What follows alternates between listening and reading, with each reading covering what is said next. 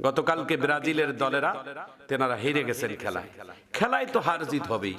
তো খেলায় হারার পরে ব্রাজিলের নেইমার মাঠের মধ্যে বসে কেঁদেছেন, আর তার কান্না দেখে তার ভক্তদের কান্না সারা বাংলাদেশ সহ সারা পৃথিবীর আর ব্রাজিলের যত ভক্তরা আছে সবাই কান্নার মাতর ছুটে গেছে। সারা পৃথিবী জুড়ে এখন শুধুই মাত্র একটি আওয়াজ, খেলা খেলা খেলা।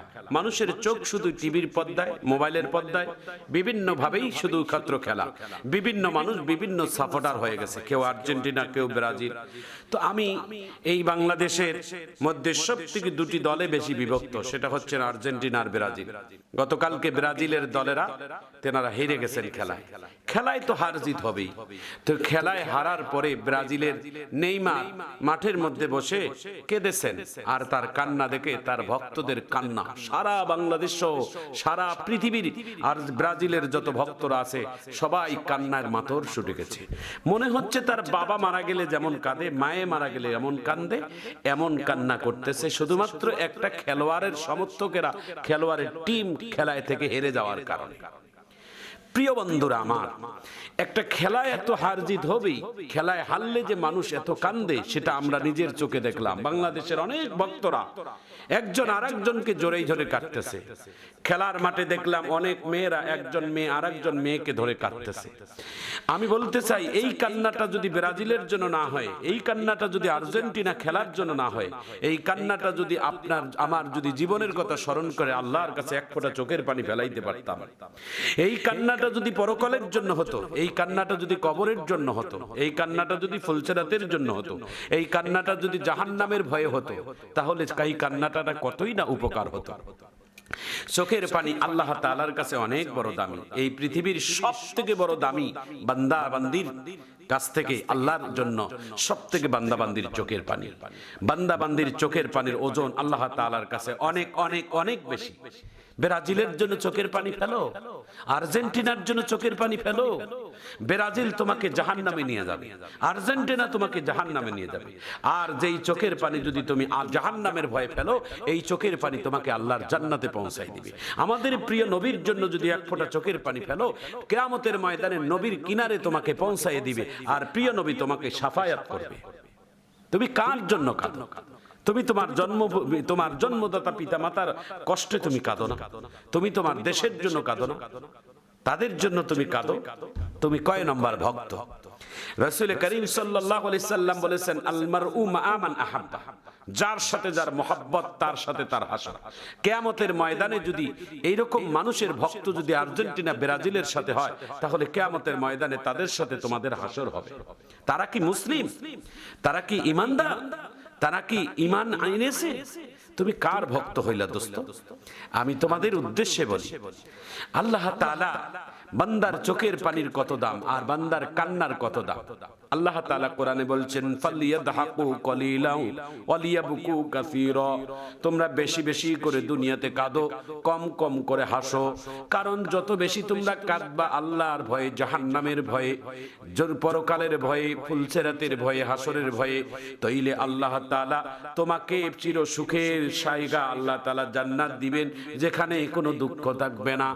আর দুনিয়াতে যদি তুমি বেশি হেসে নাও, তাহলে চির দুঃখের জায়গা তোমার জন্য সারা জীবন কাঁদা লাগবে জাহান্নামে। ও মুসলমান ভাইয়েরা, বলতে চেয়েছিলাম আল্লাহ তাআলার কাছে বান্দার চোখের পানির বড় কত দাম। কিয়ামতের ময়দান আল্লাহ তাআলা যেদিন হাসর কায়েম করবেন, কিয়ামতের ময়দানটাকে এত ভয়ঙ্কর বানাবেন, ইযা জুলজিলাতিল আরদু জিলজালাহা ওয়া আখরাজাতিল আরদু আথকালাহা। কিয়ামতের ময়দান এমন ভয়ঙ্কর হবে, এমন ভয়ঙ্কর, এমন আকৃতি আল্লাহ তাআলা বানিয়ে দিবেন, যেখানে কেউ কারো সাথে কিয়ামতের ময়দানে কথা বলবে না, কেউ কারো চেহারার দিকে তাকাবেন না। কিয়ামতের ময়দানে কারো শরীরের মধ্যে কাপড় থাকবে না। কিয়ামতের ময়দানে কোন নারীদের শরীরে কাপড় থাকবে না, কোন পুরুষদের শরীরে কাপড় থাকবে না। একজন শুধুমাত্র নবীর শরীরে কাপড় থাকবে, তিনি হচ্ছেন আমাদের মুসলিম মিল্লাতের জাতির পিতা ইব্রাহিম আলাইহিস সালাতু সালাম। তাছাড়া সবার শরীরের মধ্যে কাপড় থাকবে না। আম্মা জান আয়েশা সিদ্দিকা রাদিয়াল্লাহু তাআলা আনহা বলেন, ইয়া রাসূলুল্লাহ, ইয়া হাবিবাল্লাহ, আমার শরীরেও কি কাপড় থাকবে না? আল্লাহর নবী বলছেন না। আম্মা যান আয়েশা সিদ্দিকা কেন্নে কান্না শুরু করে দিলেন আর বলছেন, ইয়া রাসূলুল্লাহ, তাহলে হাসরের ময়দানে কি ভয়ঙ্কর হবে যে আমার শরীরে কাপড় থাকবে না, আমার কি লজ্জা লাগবে না? আল্লাহ রাসূল বলছেন, আয়েশা, কিয়ামতের ময়দানে মানুষের দৃষ্টি থাকবে উপরের দিকে, নিচের দিকে দৃষ্টি থাকবে না।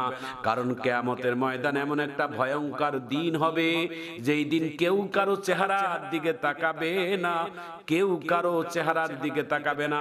সবার মুখের মধ্যে শুধু থাকবে রব্বি নাফসি, আল্লাহ আমারে বাঁচাও, আল্লাহ তুমি আমারে বাঁচাও।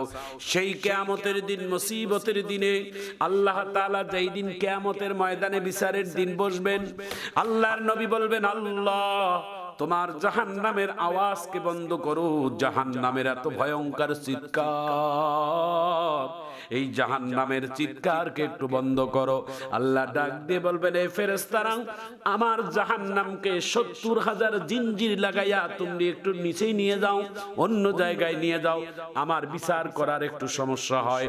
৭০,০০০ ফেরেশতারা যখন জাহান্নামকে শিকল বাঁধিয়া পিছনে টানবে, জাহান্নামের এত ভয়ঙ্কর আওয়াজ আরো বাড়বে, জাহান্নামেও এত উত্তপ্ত হবে, ৭০,০০০ ফেরেশতার শিকল ভেঙে সামনে আগাবে।